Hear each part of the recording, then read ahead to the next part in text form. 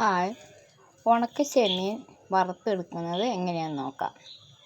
ഇത് ഉണക്ക ചെമ്മീനാണ്. അതിലേക്ക് 2 സ്പൂണ് മുളക് പൊടി, 1/4 ടീസ്പൂൺ മഞ്ഞൾപ്പൊടിയും കൂടെ ചേർക്കണം.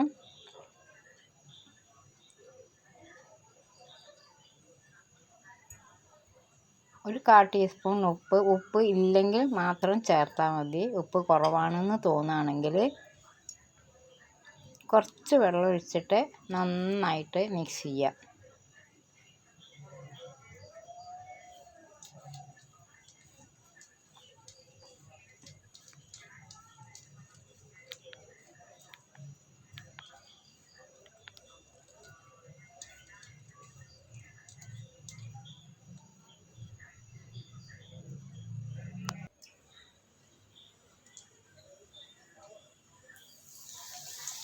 നന്നായിട്ട് മുരിച്ചിട്ട് വറുത്തെടുക്കുക. ഇതിലേക്ക് കുറച്ച് കറിവേപ്പിലയും കൂടെ ഇടണം. കരിഞ്ഞു പോവരുത്. നന്നാക്കി എപ്പോഴും ഇളക്കിക്കൊണ്ടിരിക്കണം.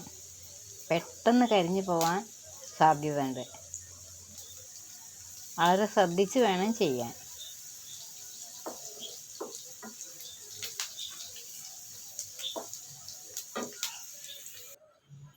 നന്നായിട്ട് വറുത്തെടുത്തു. നല്ലോണം മുരിഞ്ഞ് വരണം.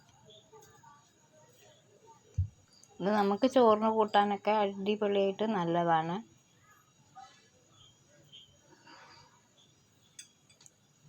ഇതേപോലെ എല്ലാവരും ഒന്ന് ചെയ്ത് നോക്കുക, ടേസ്റ്റ് നോക്കുക, ലൈക്ക് ചെയ്യുക, ഷെയർ ചെയ്യുക.